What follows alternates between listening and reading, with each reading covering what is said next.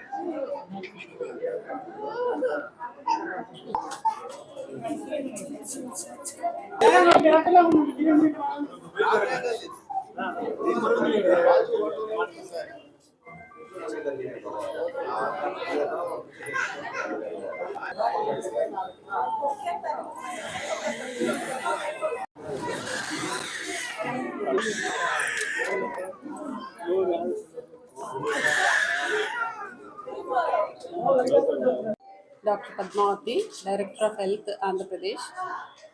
ఈరోజు national pulse polio immunisation day అనేది మన ఏపీ మొత్తం కూడా అన్ని జిల్లాల్లో కూడా జరుగుతూ ఉంది.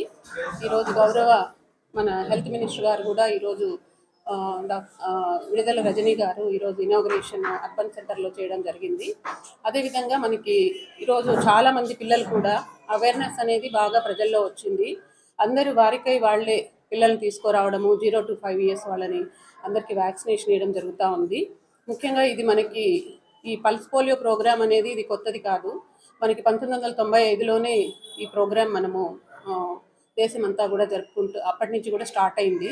బట్ మనం చూసినట్లయితే మనకి ఇండియాలో చూసినట్లయితే 2011లో మనకి కేసు అనేది ఐడెంటిఫై కాలేదు.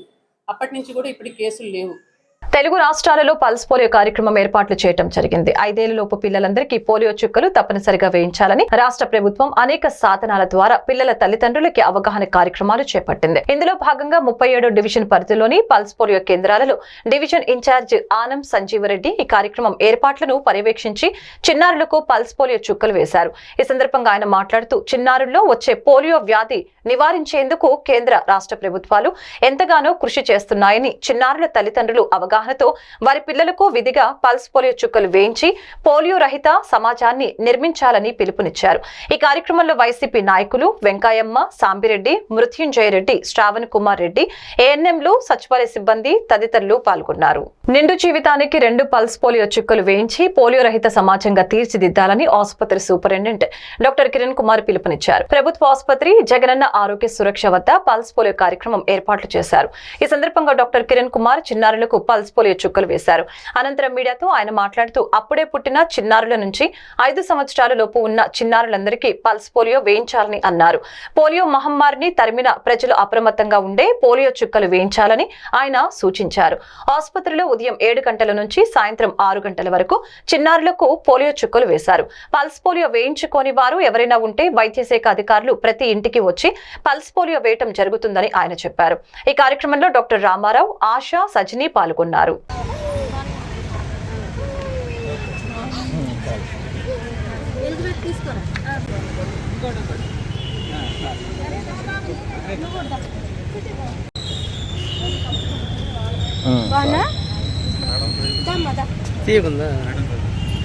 పోలియో రహిత రాష్ట్రంగా దేశంగా కూడా గుర్తించారు.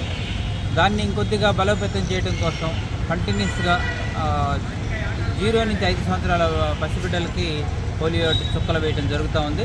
ప్రజలందరూ కూడా గ్రహించాల్సిన అవసరం ఉంది. అందరూ కూడా ఈ అవకాశాన్ని సద్వినియోగపరుచుకొని తమ పిల్లలకి 0 నుంచి 5 సంవత్సరాల లోపు పిల్లలకి 2 చుక్కల పోలియో డ్రాప్ చేస్తే పోలియో అనేది రాకుండా ఉంటుంది. పోలియో మహమ్మారిని ఇప్పుడైతే మనం తరివేయడం జరిగింది, కానీ మనం అలర్ట్గా లేకపోతే మాత్రం ఇబ్బంది ఉంటుంది. కాబట్టి ప్రతి ఒక్కళ్ళు వాళ్ళ పిల్లలకి 5 సంవత్సరాల పిల్లలకి 2 చుక్కల పోలియో చుక్కలు వేయించుకోవాల్సిన అవసరం ఉంది.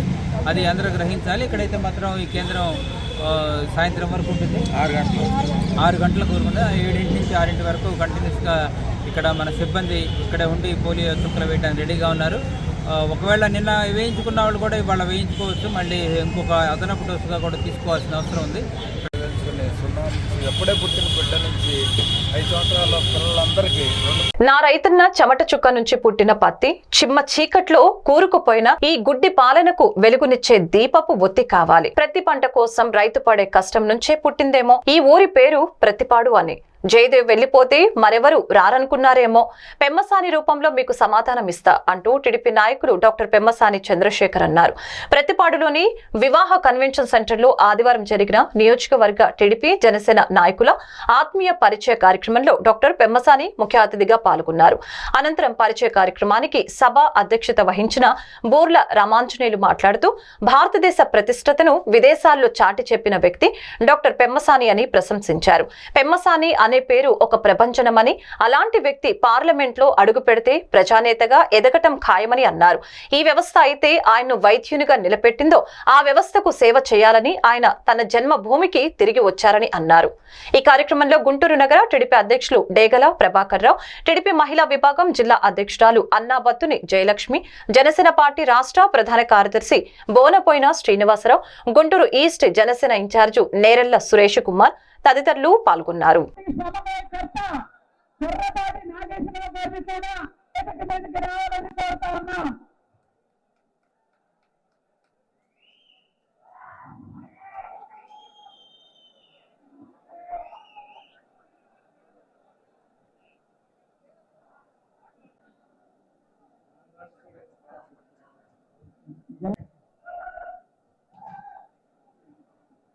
జనసేన పచ్చపాడు నియోజకవర్గం మండలం పూర్ణచంద్రరావు గారు, జనసేన భవనారాయణ గారు, నాకమాన మండలం ధర్మతేజ గారు, అక్కేశ్వరరావు గారు, వెంకట్రావు గారు, అధ్యక్షులు నాగరాజు గారు, నాగిశెట్టి వెంకటైన తర్వాత అండి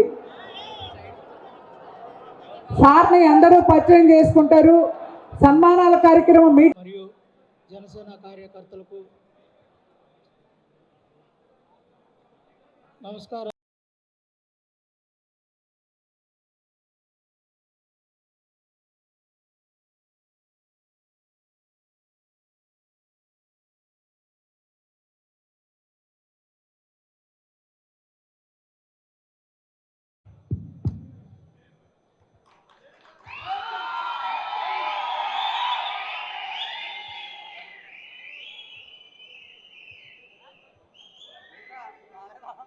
రావాలి. తెలుగుదేశం జనసేన మండల ప్రెసిడెంట్లు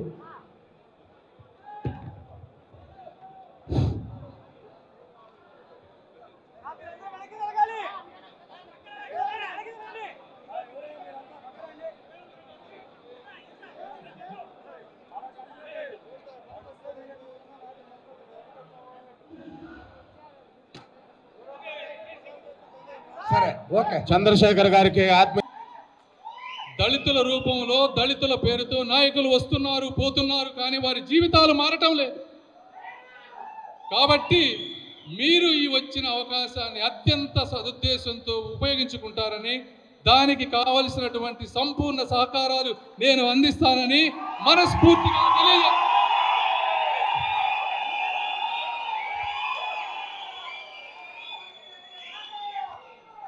అదేవిధంగా వారు 2019లో తెలుగుదేశం చంద్రబాబు నాయుడు గారు ఒక వ్యక్తికి టికెట్ ఇచ్చారంటే మీకు తెలుసు అది ఎంత కష్టమైన పనో.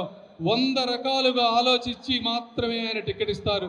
మరి 2019లో ఆ రోజు పోటీ చేశారు, ఓడిపోయినా కూడా, ఎంత ఖర్చైనా కూడా, ఎన్ని అవమానాలు పడ్డా కూడా ఆయన భరించి ఈ రోజున ప్రతి ఒక్కరిని కలుపుకొని ముందుకు వెళ్తున్నారు. ఒక వ్యక్తి నాతో అన్నారు, అవసరమైతే ఆయన జగన్మోహన్ రెడ్డి గారిని కూడా ఆయనకు ఓటేయమని అడుగుతారంట. అంతగా కలుపుకోయేటువంటి వ్యక్తి మన రామాంజనేయులు గారు. మరి అలాంటి వ్యక్తిని మీరు అఖండ మెజారిటీతో గెలిపిస్తారని నాకు ఎటువంటి సందేహము లేదు. మరి రెండోది, కార్యకర్తల గురించి మాట్లాడాలి. ఈ తెలుగుదేశం పార్టీ ఏ అదృష్టం చేసుకుందో తెలియదు, కానీ అన్నగారు ఏ ముహూర్తం రోజున ఈ పార్టీ పెట్టారో కానీ ఇలాంటి కార్యకర్తలు ఉన్నటువంటి పార్టీ ప్రపంచంలో ఇంకెక్కడా లేదు అని చెప్తా ఉన్నాను. అత్యంత అద్భుత భావజాలంతో పుట్టిన పార్టీ తెలుగుదేశం పార్టీ. తరతరాలుగా అణగదొక్కబడుతున్నటువంటి వర్గాల తెగల కన్నీళ్లు తుడవడానికి పుట్టిన పార్టీ ఈ తెలుగుదేశం పార్టీ అని చెప్తా ఉన్నారు. అదేవిధంగా ఈరోజు మీరు జనసేన పార్టీ చూసుకుంటే అదే విధమైనటువంటి భావజాలంతో పుట్టినటువంటి పార్టీ జనసేన పార్టీ. ఒక మహోన్నతమైన వ్యక్తి పవన్ కళ్యాణ్ గారు అని చెప్తా ఉన్నాను. ఇటువంటి ఇద్దరి కలయికతో ఈ రాష్ట్రం చాలా ముందుకు పోబోతా ఉంది అని మీ అందరికీ నేను తెలియజేసుకుంటా ఉన్నాను. కార్యకర్తలను ఎన్నో ఇబ్బందులు పెట్టారు, కొట్టారు, జైళ్లలో పెట్టారు, ఆర్థికంగా ఇబ్బందులు పెట్టారు, బిల్లులు ఆపారు. అయినప్పటికీ కూడా తలవంచని తత్వంతో మీరు పోరాడుతున్నటువంటి మీ హృదయాలకి, మీ ధైర్యాలకి నేను శిరస్సు వంచి నమస్కరిస్తున్నాను.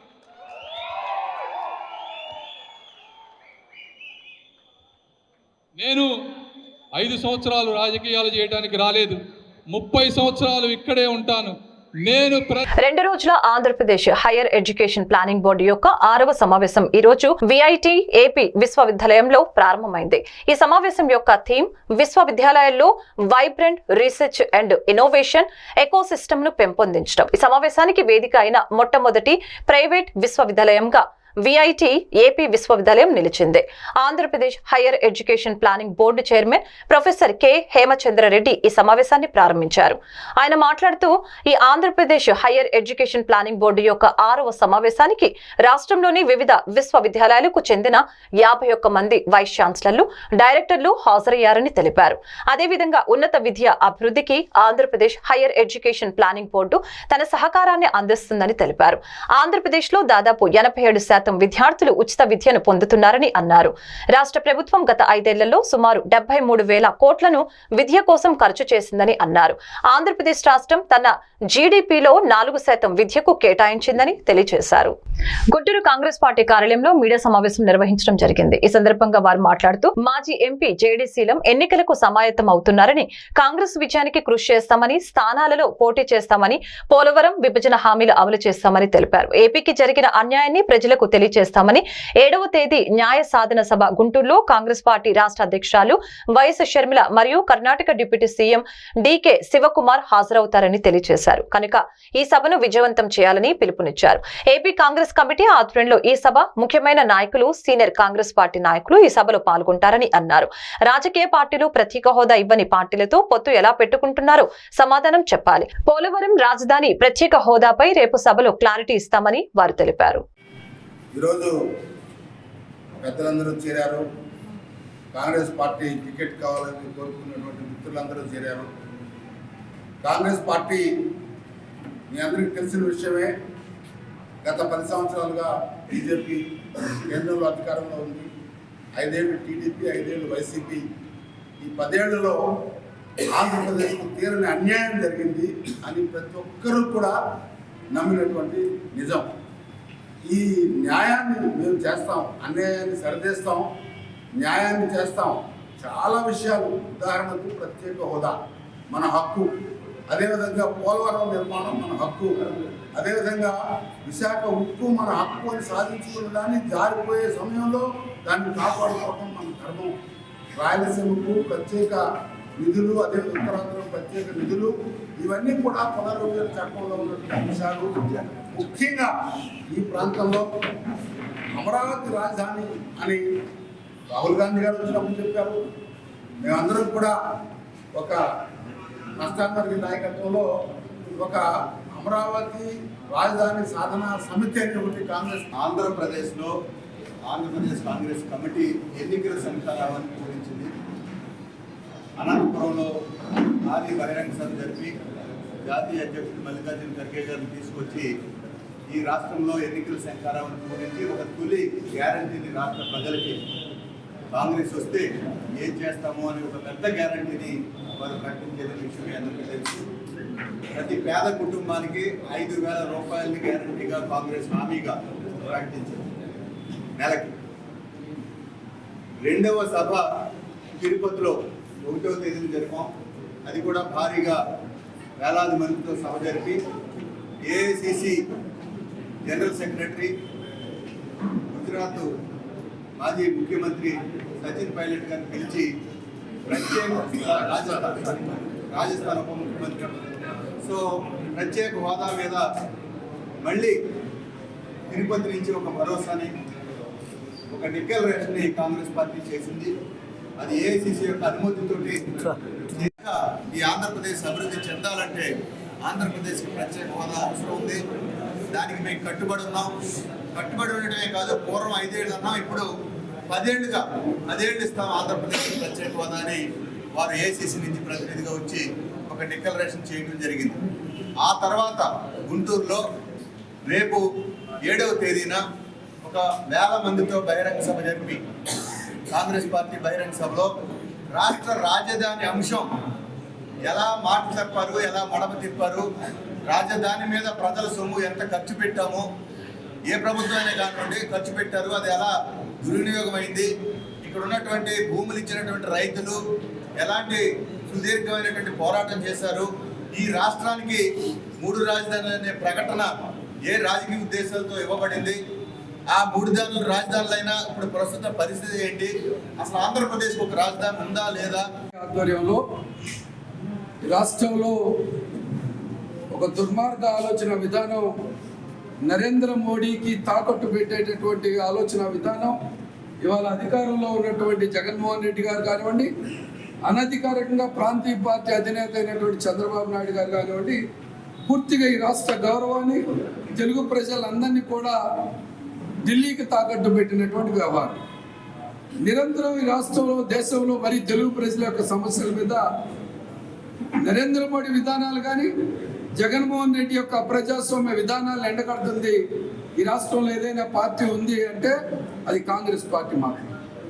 తెలుగుదేశం పార్టీ కన్నా కూడా తెలుగుదేశం పార్టీ వాళ్ళు జగన్మోహన్ రెడ్డి గారు గల్లీలో నువ్వు దొంగ, నువ్వు బెయిల్ మీద ఉన్నావు అని అనుకుంటారు.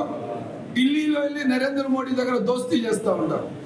ఇది ఈ పార్టీల యొక్క నాటకం. కానీ కాంగ్రెస్ పార్టీ ఆ విధంగా కాదు.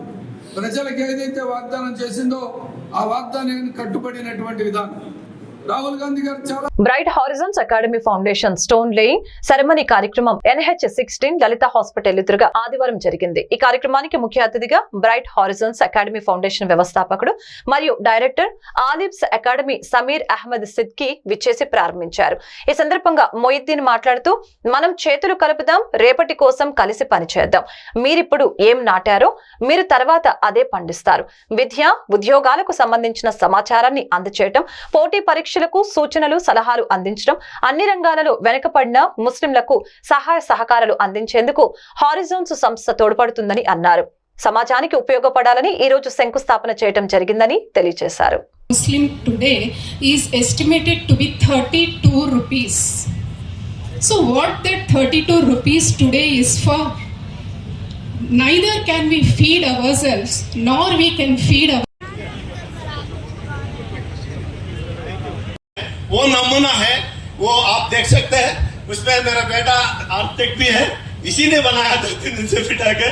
तो अल्हम्दुलिल्लाह SM आदिल है, तो हैदराबाद में है, वो रिसेंटली कंप्लीट करा सा है आर्किटेक्ट है।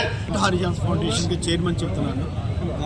3 సంవత్సరాల క్రితం మేము బ్రైట్ హారిజాన్స్ ఫౌండేషన్ మేము ఇక్కడ రిజిస్టర్ చేయడం అంటూ జరిగిందనమాట. మా యొక్క ముఖ్య ఉద్దేశం ఏంటంటే ఎడ్యుకేషన్, ఎంప్లాయ్మెంట్ అండ్ ఎంపవర్మెంట్లో మనం పనిచేయాలని. అంటే మేమంతా జాబ్ హోల్డర్స్ అండి, అంతా ఉద్యోగాలు చేస్తున్నాం. నేను ONGCలో ఉద్యోగం చేశాను, ఇప్పుడు కువైట్ ఆయిల్ కంపెనీలో చేస్తున్నాను. నాతో పాటు ఉన్నటువంటి మా సెక్రటరీ గారు చాంద్ బాషా గారు, ఆయన కూడా ఒక కంపెనీ నడుపుతున్నారు, అంటే కోస్టల్ ల్యాండ్ సర్వే అని. మా ఇక్బాల్ గారు వైస్ చైర్మన్ అనమాట, అతను కూడా ONGCలో సర్వ్ చేశారు, తర్వాత కువైట్ ఆయిల్ కంపెనీలో సర్వ్ చేశారు. మేమంతా ప్రొఫెషనల్స్.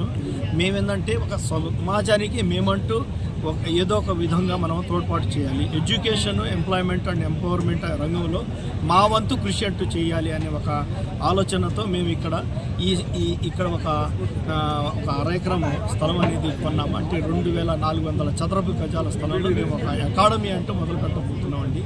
ఈ అకాడమీలో మేము ఏంటంటే ఒక క్వాలిటీ ఎడ్యుకేషన్, అంటే ఏంటంటే ఇంటర్నేషనల్ లెవెల్లో మనం క్వాలిటీ ఎడ్యుకేషన్ అంటూ ఇవ్వాలి.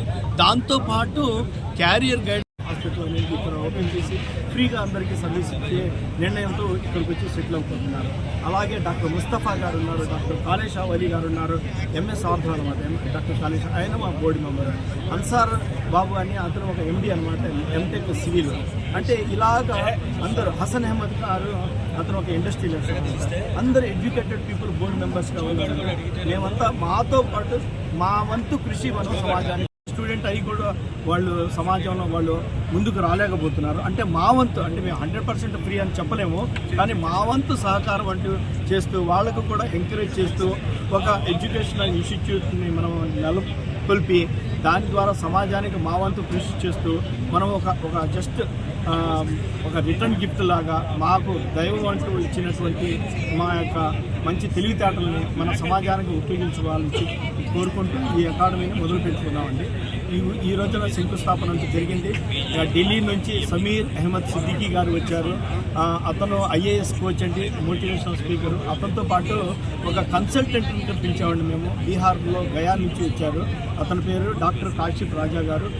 కృష్ణా జిల్లా VKR, VNB and AGK engineering కళాశాల NSS విద్యార్థులు గుడివాడలోని ప్రధాన కూడలిలో ట్రాఫిక్ అవేర్నెస్ ప్రోగ్రాం నిర్వహించారు. ముఖ్య అతిథిగా గుడివాడ DSP శ్రీకాంత్ హాజరయ్యారు. కళాశాల కరెస్పాండెంట్ కోదండ రామయ్య, డైరెక్టర్ కళ్యాణ్ కుమార్, ప్రిన్సిపల్ ప్రసాదరావు నేతృత్వంలో ప్రజలకు రోడ్ సేఫ్టీ, డ్రైవింగ్ పై అవగాహన, వాహనం నడిపేటప్పుడు సెల్ ఫోన్స్ వాడకూడదని, 2 వీలర్స్ నడిపేటప్పుడు హెల్మెట్ ధరించాలని, కార్లు నడిపేటప్పుడు సీట్ బెల్ట్ తప్పనిసరిగా పెట్టుకోవాలని, మద్యం తాగి వాహనాలని నడపరాదని, వేగం కన్నా ప్రాణం మిన్న 2 వీలర్స్ పై ట్రిపుల్ రైడింగ్ చేరాదని, ట్రాఫిక్ సింబల్స్ యొక్క అర్థాలను చిత్రపటాల ద్వారా అవగాహన కల్పించారు. ఇలాంటి మంచి కార్యక్రమం నిర్వహించిన కళాశాల యాజమాన్యానికి, అధ్యాపకులకు, విద్యార్థులకు DSP తన అభినందనలు తెలిపారు.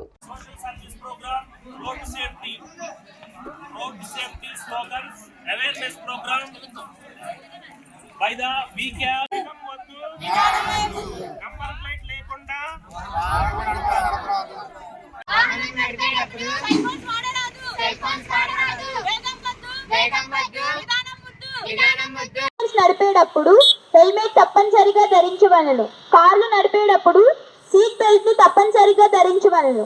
ట్రాఫిక్ నిబంధనలను తప్పనిసరిగా పాటించండి.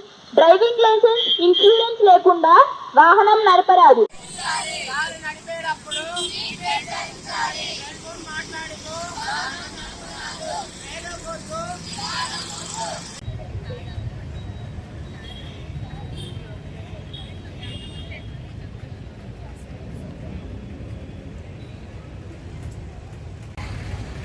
మన గుడివాడ పట్టణంలో మన VKR, VNB and AGK college of engineering సంస్థ వారు, మేనేజ్మెంట్ వారు ఒక మంచి కార్యక్రమాన్ని పబ్లిక్లోకి తీసుకొచ్చారు.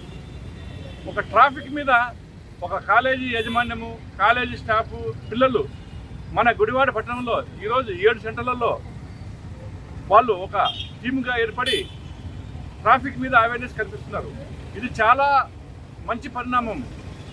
ఒక స్టూడెంట్స్ ద్వారా, ఒక టీచర్స్, ప్రిన్సిపల్ ద్వారా ఈ యొక్క మన ట్రాఫిక్ మీద తీసుకోవాల్సిన జాగ్రత్తలు తీసుకోవడం లేదు కాబట్టి మన యాక్షన్స్ ఎక్కువ జరుగుతున్నాయనేసి ఒక సదుద్దేశంతో, ఒక సామాజిక బాధ్యతతో ఈ కాలేజీ యాజమాన్యము ఈ నిర్ణయం తీసుకోవడం జరిగింది. దీనికి నేను చాలా సంతోషిస్తాను, వారికి నేను అభినందిస్తున్నాను.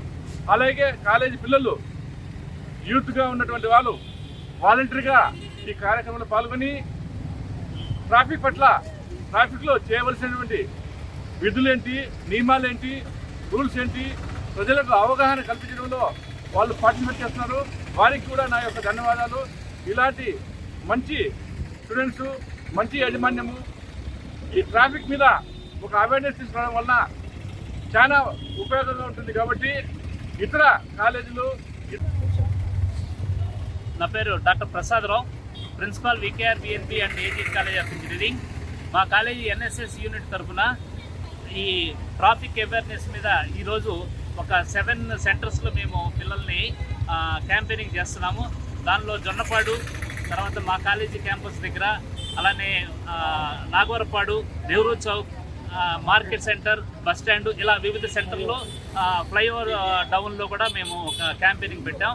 ఈ క్యాంపెయినింగ్ ద్వారా ఇక్కడ సామాన్య ప్రజల్లోకి ట్రాఫిక్ నిబంధనలు ఎలా పాటించాలి, అలా ఇప్పుడు యాక్సిడెంట్స్ జరగకుండా ఎలా ఉండాలి, ఎలా జాగ్రత్తలు తీసుకోవాలనే వాటి మీద కొన్ని స్లోగన్స్ చెప్పించాం మా పిల్లలతో.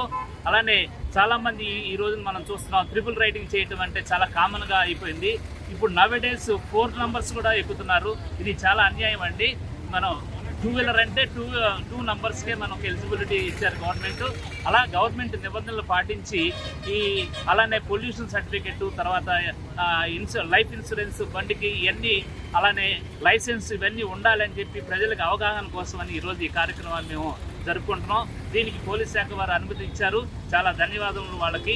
అలానే విజయవాడ బందర్ రోడ్డు ఏ కన్వెన్షన్ రోడ్ల కల Oaks overseas chairman Mallireddy Srinivas జన్మదినం సందర్భంగా Oaks overseas chairman Mallireddy Srinivas Bandar road లో చలివేంద్రం ఏర్పాటు చేశారు. ఈ సందర్భంగా Oaks overseas senior counsellor Satyakumar brother వినీతులు మాట్లాడుతూ, Oaks overseas chairman Mallireddy Srinivas జన్మదినం సందర్భంగా బందర్ రోడ్ లో చలివేంద్రం ఏర్పాటు చేసి వాహనదారులకు, బాటచారులకు మంచినీరు, మజ్జిగ ఉచితంగా అందజేశారు. ఈ చలివేంద్రం వేసవి కాలం మొత్తం ఉంటుందని, ఓక్స్ ఓవర్సీస్ స్థాపించి 15 సంవత్సరాలకు పైగా అయిందని, ఎంతో మంది విద్యార్థుల తల్లిదండ్రులు వారి పిల్లల్ని విదేశాలకు పంపించడం కలగా ఇది నిజమైందని, విద్యార్థులకు సపోర్టుగా ఉంటూ వారిని విదేశాలకు పంపించి వారి భవిష్యత్తును తీర్చిదిద్దినట్లు తెలిపారు. అనేక మంది నిరుద్యోగుల కలను నిజం చేశారని అన్నారు. ఆయన దగ్గర మేము ఉద్యోగం చేస్తున్నందుకు మాకు చాలా సంతోషంగా ఉందని తెలియజేశారు. ఈ కార్యక్రమంలో ఓక్స్ ఓవర్సీస్ ఉద్యోగులు, స్టూడెంట్స్ తదితరులు పాల్గొన్నారు. ఇంకొంచెం వెనక్కి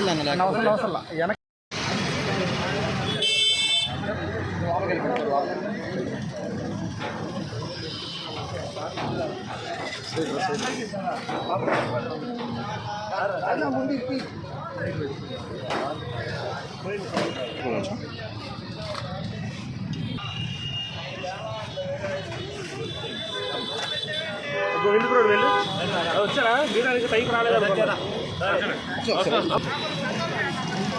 మన బాయ్స్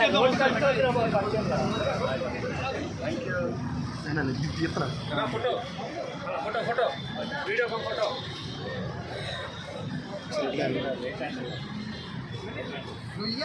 సార్ వీడియో ఇవ్వాలి.